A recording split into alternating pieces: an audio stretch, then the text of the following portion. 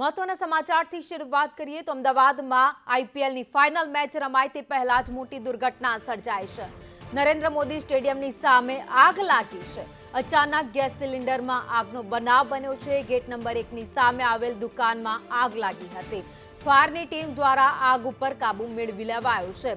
જોકે અચાનક જ આગ લાગી હતી તેનું કારણ સામે નથી આવ્યું, પરંતુ આજે અમદાવાદમાં નરેન્દ્ર મોદી સ્ટેડિયમમાં આઈપીએલની ફાઇનલ મેચ રમાવાની છે, ત્યારે અત્યારથી જમાવડો અમદાવાદના રસ્તા ઉપર જોવા મળી રહ્યો છે. તેવામાં આગનો બનાવ બન્યો. વધુ અપડેટ સાથે સંવાદદાતા દિવ્યા ચૌહાણ અમારી સાથે જોડાઈ ગયા છે.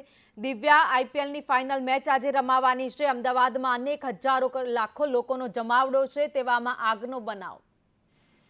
અમદાવાદમાં આઈપીએલની ફાઇનલ મેચ આજે રમાવાની છે અને જેના કારણે વહેલી સવારથી જ ક્રિકેટ રસિકોનો ત્યાં જમાવડો હતો. જોકે દુર્ભાગ્યપૂર્ણ એક ગેસના સિલિન્ડરમાં આગ લાગતા ગેસનો સિલિન્ડર ફાટ્યો હતો. જોકે ફાયરની ટીમ અને સ્થાનિકોની જાગૃતતાના કારણે મોટી દુર્ઘટના છે તે થતી અટકી હતી અને કોઈ જાનહાનિ છે તે સમાચાર કોઈ સામે નથી આવ્યા. કોઈ જાનહાનિ થઈ નથી. સ્થાનિકો દ્વારા જ આગ પર કાબુ મેળવી લેવામાં આવ્યો હતો.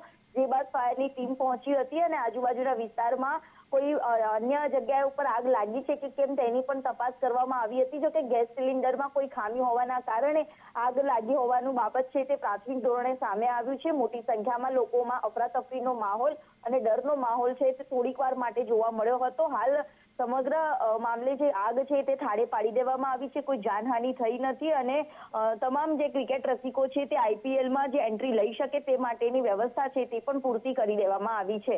જી, આભાર માહિતી માટે.